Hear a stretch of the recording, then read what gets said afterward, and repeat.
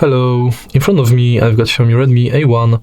In this video I'll show you how to find and manage display settings. In the beginning, let's go to settings, enter display, and as you can see right here we've got all settings for our display in this menu. Let's start with the top of the list, where you can change brightness level manually or via adaptive brightness. Next, you can enable or disable dark theme and night light. Also, you can schedule the dark theme and schedule night light, plus you can change its intensity.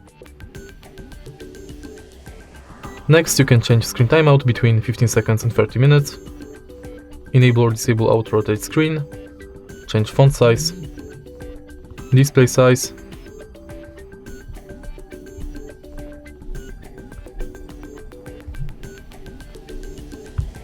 manage lock screen preferences like privacy, add text on lock screen, show wallet, show device controls, and wake screen for notifications. In the end, you can enable or disable lift to wake. And that's it. If you find this video helpful, please leave like, comment and subscribe.